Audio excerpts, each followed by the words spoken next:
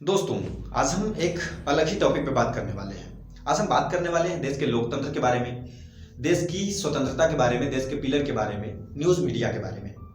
आपको जिसका चेहरा दिखाई दे रहा है, इन्हें हम रवीश कुमार के नाम से जानते हैं। यह एनडीटीवी के मुख्य एडिटर, चीफ रिपोर्टर, एक बहुत बड़े चेहरे थे एनडीटीवी में। एनडीटीवी एक न्यूज़ रिपोर्टर है या न्यूज़ टीवी है। आपको अगर नहीं पता है तो आप सर्च करके देख सकते हैं, एनडीटीवी के बारे में सब कुछ मिल जाएगा। एनडीटीवी के ऊपर रात को 9 बजे इनका प्राइम टाइम आता था, बहुत सारे शो आते थे, बहुत सारे न्यूज़ में इनकी छपती रहती थी खबरें। यह एक पत्रकार थे, लेकिन पत्रकारिता इतनी बेबाकी से करते थे कि दुनिया इनकी कायल है।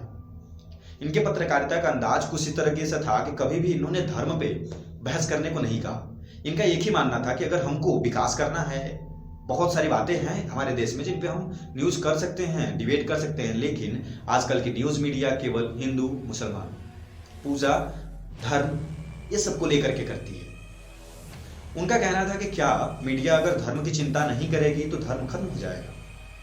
हमें चाहिए कि हम देश की अर्थव्यवस्था, देश की चुनौतियों को भी सामने लाएं, देश के सामने रखें। अभी आप भी सोचिएगा कि कुछ महीनों से या कुछ सालों से आपने कब देखा है कि नौकरी के लिए डिबेट हो रहा हो, कब देखा है रोजगार के लिए डिबेट हो रहा हो, कब देखा है कि हॉस्पिटल के लिए डिबेट हो रहा हो, कब देखा है शिक्षा के लिए डिबेट हो रहा हो। अक्सर ऐसे डिबेट न्यूज़ टीवी पे नहीं देखे जाते हैं। न्यूज़ रूम में अक्सर वही डिबेट होता है, पाकिस्तान को कैसे मारा जाए, हिंदुस्तान पाकिस्तान को कैसे धूल चटाएगा, इन सब बातों पे डिस्कस होता रहता है। वहाँ के जनरल आते हैं, वहाँ के कुछ प्रवक्ता आ जाते हैं, कुछ उस पार्टी के आते हैं, कुछ उस पार्टी के आते हैं, ऐसे बैठा करके फिर बहस होती है, 1-2 घंटा चलती है, फिर उसको न्यूज़ बना के डाल दिया जाता है। कभी वहाँ क्रिकेट हो रहा है तो उसकी खबरें चलेंगी। इन सब के खिलाफ से रवीश कुमार, उनका मानना था कि हमें देश के सहयोग में थोड़ा सा मदद करना चाहिए, क्योंकि हम पिलर हैं। न्यूज़ को देश का एक स्तंभ कहा गया है, पिलर कहा गया है। अगर इसे दबा दिया जाए तो फिर भारत लोकतंत्र रहेगा ही नहीं। ऐसा ही कुछ हुआ है। 2 दिन पहले रवीश कुमार ने पत्रकारिता से इस्तीफा दे दिया। पत्रकारिता से तो नहीं कह सकते, लेकिन उन्होंने एनडीटीवी की पत्रकारिता से तो जरूर इस्तीफा दे दिया है।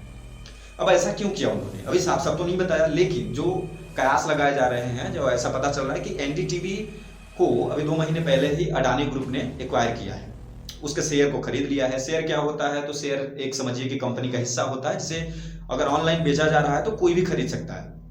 लेकिन अडानी ग्रुप ने कैसे खरीद लिया, वो भी 29%। तो ऐसा इसलिए हो गया कि एक बार जो एनडीटीवी के मालिक है, उन्होंने कभी लोन लिया हुआ था 400 करोड़ रुपए का एक बैंक से। उस बैंक ने इनके शेयर को, इनके कंपनी के शेयर को लीज पे रखा था। अब उसी लीज को या गिरवी कह सकते हैं, उसी शेयर को अडानी ग्रुप ने एक्वायर कर लिया। यानी कि सीधे सीधे उसने पहले तो बैंक को एक्वायर किया, जो बैंक था उसी को, और फिर अडानी ग्रुप के पास ऑटोमेटिक वह शेयर चला गया। इस हिसाब से अडानी 29% के मालिक हो चुके हैं। बाकी बचा हुआ, अब जो पहले से मालिक थे उनके पास केवल 32% बचा था। अब खबर ये आ रही है कि धीरे धीरे अडानी ने 7-8% और भी खरीद लिया है, यानी कि अब सबसे अधिक शेयर एक्वायर करने वाले अडानी ग्रुप हो गए हैं।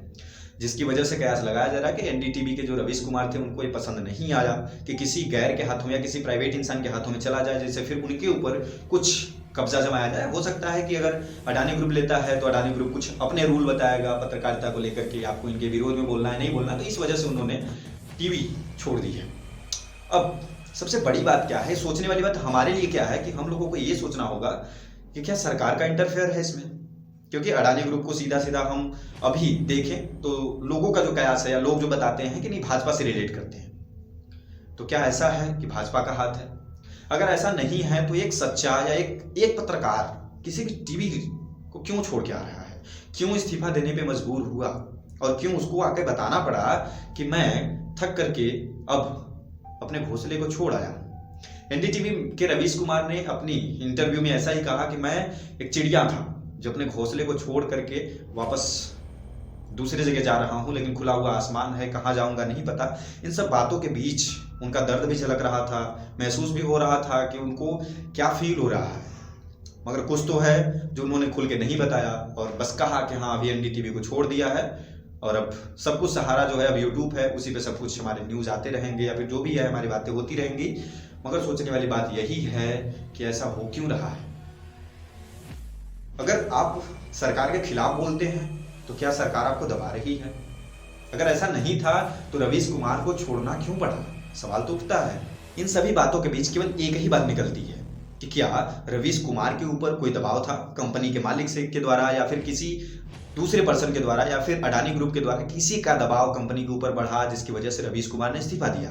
क्योंकि अगर सब कुछ नॉर्मल होता तो इस्तीफा देने की जरूरत न होती। कारण उन्होंने भी साफ साफ नहीं बताया है, इसका मतलब है कि कुछ न कुछ तो है। और रवीश कुमार गलत थे नहीं, क्योंकि उन्होंने कभी पत्रकारिता में जातिवाद, धर्मवाद, संप्रदायवाद कुछ भी ऐसा आने नहीं दिया, कभी भी नहीं आने दिया। एक तटस्थ किसी विषय को लेकर के चर्चा की है उन्होंने, और सही चर्चा की है, तो इसलिए सपोर्ट उनका बनता है। बाकी आपकी मर्जी, आप कमेंट बॉक्स में अपनी राय जरूर दें।